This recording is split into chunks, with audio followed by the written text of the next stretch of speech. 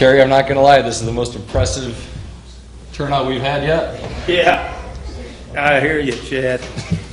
Past their bedtimes.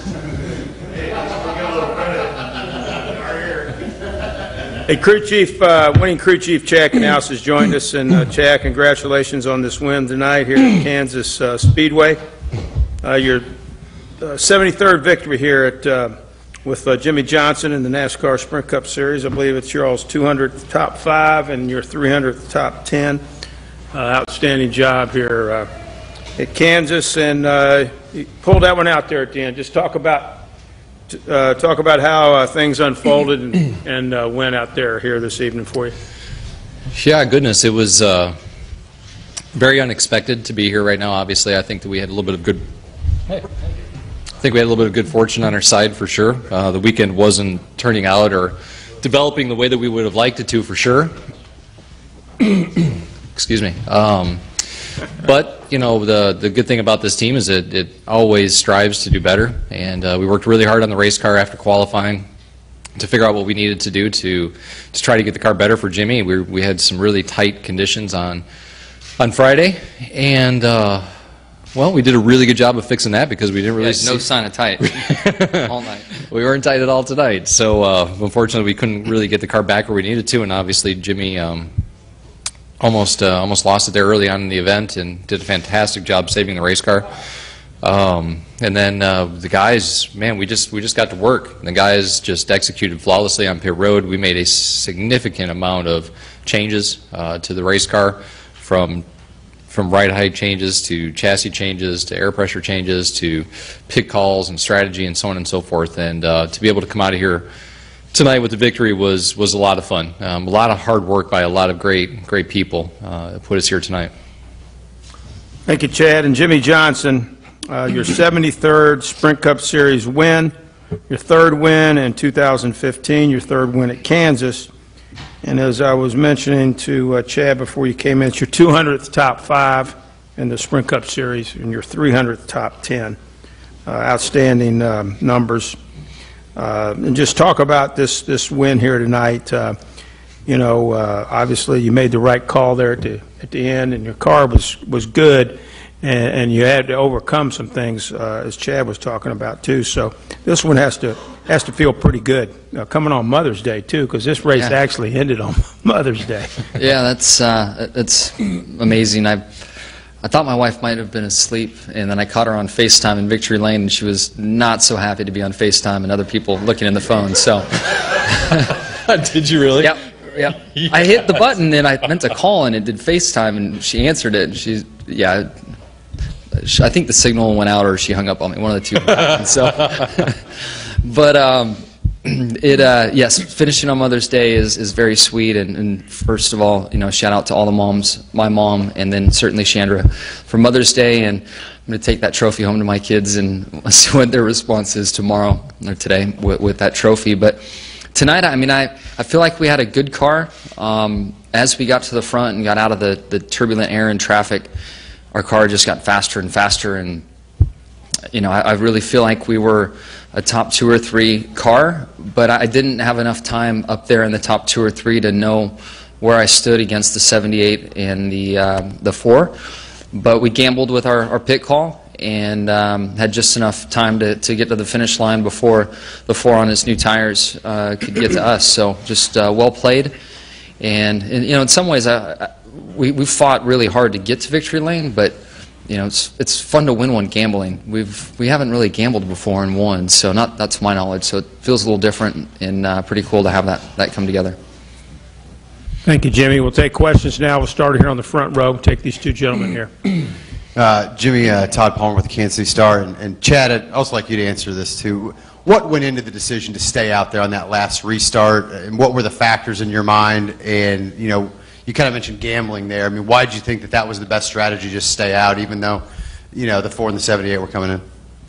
Yeah, as I was coming through 3 and 4, you're trying to watch. I'm watching the 4 and the 78 and looking in the mirror, and sometimes you can tell what the masses are going to do, if they're looking at pit road or not. And usually Chad gives me some indication early in turn 3 what he's going to do. And he didn't really say much, so I knew he was thinking hard. And I could see most guys were favoring down and trying to find their way onto the apron. And he asked me what I wanted to do. And, it just dawned on me, we've won 2 races, we're locked in the chase.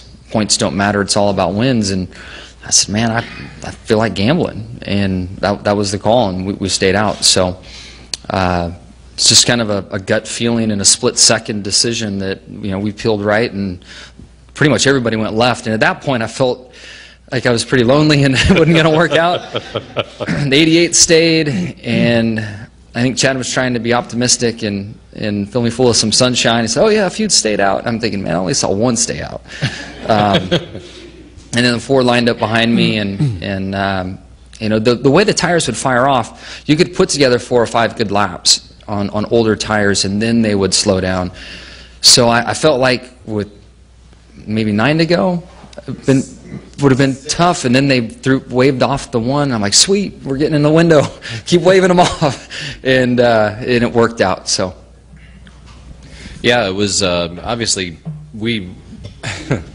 from our standpoint, we were in a unique situation because the 4 and the 78 were actually really close on fuel.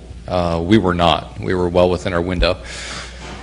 So we wanted to stay out. We knew that we were going to need to have probably 4 or 5 guys at the minimum stay out for us to have any shot at pulling it off. And we were tossing back and forth on what we should do, and I didn't want to say too much until the very last moment. And when I threw it out there to Jimmy, and he said, well, let's gamble. I was like, no, that's easy, it's done. So when we did that, I felt very confident that the 80 was going to stay out. I felt very confident the 24 was going to stay out. I didn't know about the other guys, and I felt like even if those other guys came down, like 78, for instance, he took fuel. I really expected the 4 to take fuel as opposed to taking right side tires. Once he took right side tires, I knew that he was going to be difficult. I knew he was going to be the one to beat. But yeah, it was, man, it played out. We started to set up that strategy 3 stops from the end. Yep. And it worked out. And I ran out of gas doing a burnout, so we timed it just right. I think so. It was the 88, the 24, and the 88, 24, somebody, and then the 78, 41, thank you. And the 78 only took fuel. So we had a pretty good buffer there. The 4 car was the wild card, and man, he made quick work of the 24 through 1 and 2. I don't know where Jeff went, but the 4 just rolled right through there, and I thought we were going to be in trouble, but man, it was, we were watching the in-car camera video a lot of the race, and Jimmy had his hands full the majority of the race in traffic and very counter-steering the majority of the event through the corners. And once the car got out front, he was actually able to really feed the wheel to the car, held a pretty wheel, and the car definitely came to us when we got out in clean air. Go ahead, sir. Sean Rooney, Dos Mudos newspaper here in Kansas City. I think the margin of your lead was somewhere between like 0.3 of a second and maybe close to an actual second when you got the lead out of that last restart. Were they telling you what your margin of what your comfort zone was, and if they were gaining time on you at all? No, I can see in the mirror where everybody was. What was being fed to me was the lines they were running, and for maybe at least a lap, I guess, the 4 and the 88 were door to door, and I was trying hard to, take advantage of that. And then even on the straightaways, I was trying to pull down, and if I was to help somebody with the draft, give it to the 88. He was on older tires, and I felt like if I could keep them side by side longer, it would be a benefit. The 4 ended up getting by him pretty quick, and I was like, okay, I have to put it together here. So the car, as Chad mentioned a minute ago, was driving so much differently with clean air and steady air on the car that the tools I have inside my race car, each lap I kept playing with stuff and moving my brake balance, the track bar, and just trying to find out how to make the car turn stronger, because in the pack and traffic all day long, the car was so loose and unstable that we made massive adjustments every stop to try to secure the car up. And then once I had steady air on the car, I'm like, oh, I don't need all that right now. But we were able to get there. Let's go to Kelly right here. Kelly's got a question, then we'll go to Stan and come back up front, and Gary. Kelly Crandall from PopularSpeed.com. I would assume after 6 championships and 73 wins, confidence is not an issue. But on a night where you talked about battling the car, nearly spun out, perhaps didn't have the best car, but is the feeling any different when you're walking home with the trophy? You know, confidence, even though we've won 6 championships and won a bunch of races, for me at least, it never has an effect on the present. And leading into the race today, the only thing I had to go off of was practice and then qualifying. Practice was good, qualifying wasn't good. So I'm like torn on where I should be. So, you know, it's easy for even, you know, the successful teams in the sport to have confidence waver over the course of a weekend, over the you know, stretch of time, over a course of a year, whatever it might be. It comes in and out. And honestly, we live and die by the NASCAR timing and scoring. And the last time you're on track, it's all you have to live off of. So the last time we were on track, we were 19th. But once the race got going, I felt like my car was more stable than others that I was around. I saw some really nervous race cars. And once I could get a little gap of clean air, I could put down a couple good laps, and I would hear that on the radio. It knew that once if we could ever get there, that we'd be competitive. Let's go to Stan, and we'll come back up front. We'll go to Jerry and then to Brant. Go ahead. All right, Stan Creekmore with RPMTonight.com. I'm not sure which one of you can answer this question.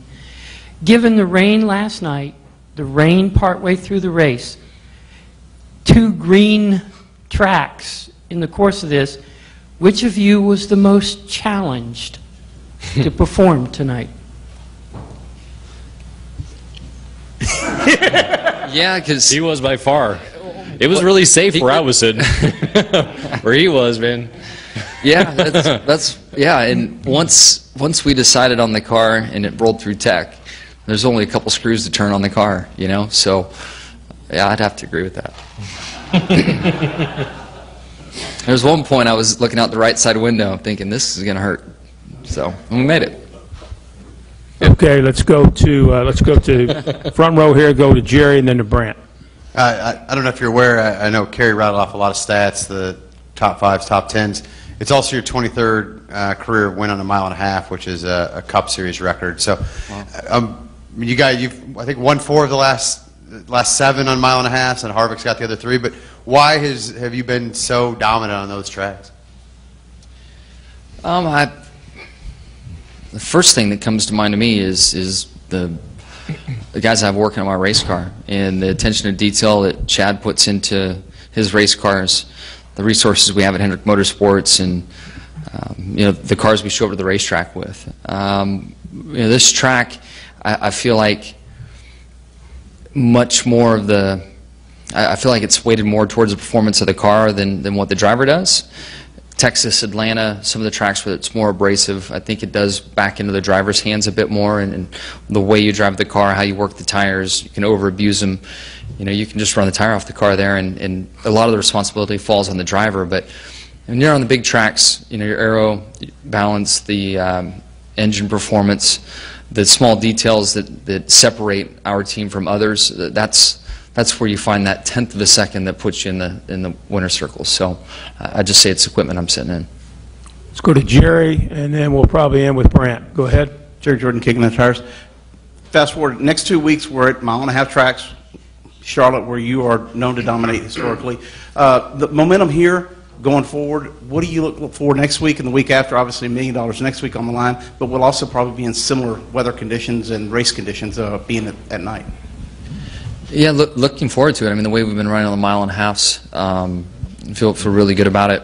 Charlotte's, you know, the way we land in the corners at Charlotte pose a different kind of challenge for the race teams. So, you know, the entries here and the way the cars transition in the corner. Turn 1, there's a little bit of loading, but turn 3, it's so flat and smooth that it's not all that close to Charlotte. And I don't think we've seen anything like Charlotte yet. So I think who runs well at Charlotte, you can look forward to Dover being a strong race for that team as well. Just because you know, Dover, you come over the rise and land so hard, and you have that same event going on at Charlotte. But Charlotte's been great to us, and so is Dover. So we're definitely excited with the success we've had on mile and a half, taking it back home. Final question right here, Brant. Brant James, USA Today Sports.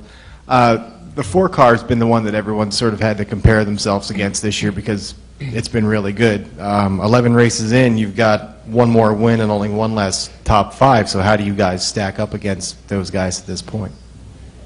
I still think he's the car to beat right now. I mean, he qualifies better than we do. We're finding ways to win races, but I just think that they have a bit more control of their own destiny right now. And we're getting better. We're closing the gap a little bit each week. I think over the off season we made a tremendous improvement and closed the gap, but we still got a little bit of work to do. Yeah, I do agree. I think we execute better than they do consistently. But as far as having all-out raw speed, I think they've got the speed on that right now. So we're working diligently on that right now to try to figure out how we can get a little bit more speed out of the 48 car. And and I wouldn't say it's always the 4, but we aren't used to not being as fast as we need to be, and we're about a couple tenths off every week from where we want to be. Now that could be to the 4, it could be to the 22, it could be to the 2, it could be to the 19, whomever it is. So we just got to try to broach that, and once we get there, we're going to be where we need to be. Congratulations to the number 48 team on this win here tonight, and we'll see you guys at Charlotte. Thank you. Look at this.